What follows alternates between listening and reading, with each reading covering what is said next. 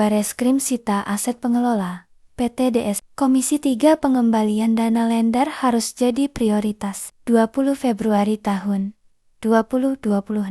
Jakarta, anggota Komisi Ketiga DPR RI dari fraksi Partai Kebangkitan Bangsa PKB, Abdullah, meminta agar pengembalian dana para lender pemberi pinjaman atau investor dalam kasus penipuan PT Dana Syariah Indonesia DSI menjadi prioritas utama. Pengaduan tersebut disampaikan menyusul penyertaan 3 kantor dan 1 ruko milik pihak terkait oleh Bareskrim Polri dalam kasus yang menimbulkan kerugian hingga sekitar 2,4 triliun rupiah. Kami berharap penyutaan ruko serta kantor PT DSI tidak menghambat upaya pengembalian dana para pemberi pinjaman dengan nilai total hampir 2,4 triliun rupiah. Penegakan hukum harus berjalan, tetapi pemulihan hak korban juga harus menjadi prioritas, ujar Abdullah di Jakarta, Jumat 20 Februari tahun 2026. Menurutnya, penyajian aset memang merupakan bagian penting dari proses penelusuran dan pengamanan barang bukti dalam penyelidikan. Namun, langkah tersebut harus diarahkan secara maksimal untuk kepentingan pemulihan kerugian korban, bukan semata-mata proses hukum administratif. Abdullah menegaskan bahwa para pemberi pinjaman merupakan korban utama yang harus segera mendapatkan kepastian. Banyak dari mereka menggantungkan masa depan keuangan dari investasi tersebut, bahkan tidak sedikit yang menggunakan seluruh dana pensiun atau tabungan hidupnya. Para korban selama ini menggantungkan hidup mereka dari investasi di PT DSI.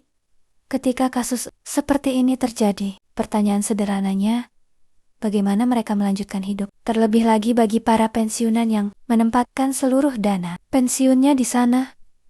Katanya, ia menilai pengembalian dana pemberi pinjaman bukan sekadar masalah hukum, tetapi juga mencakup perlindungan negara terhadap masyarakat yang dirugikan. Oleh karena itu, negara harus hadir secara nyata, memastikan seluruh proses pemulihan berjalan cepat, transparan, dan tuntas. Abdullah juga meminta otoritas pengawas sektor jasa keuangan untuk mengawali kasus ini secara menyeluruh hingga para korban benar-benar menerima kembali haknya tanpa kurang 1 rupiah pun. Pengawasan yang ketat diperlukan agar proses penelusuran aset, penyertaan, hingga distribusi pengembalian dana berjalan akuntabel dan tidak berlarut-larut. Negara tidak boleh abai. Otoritas pengawas harus memastikan seluruh proses berjalan sampai tuntas dan para pemberi pinjaman memperoleh haknya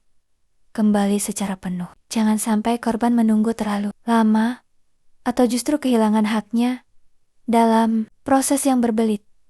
Tegasnya, lebih lanjut, kasus ini menjadi mengingatkan pentingnya penguatan pengawasan terhadap praktik investasi dan pembiayaan agar kejadian serupa tidak berulang. Perlindungan investor harus menjadi prioritas dalam sistem keuangan nasional. Penegakan hukum harus memberikan efek jera, tetapi pemulihan korban harus menjadi tujuan utama. Kepercayaan publik terhadap sistem investasi hanya bisa berharap jika negara benar-benar memastikan hak korban kembali sepenuhnya, ucapnya.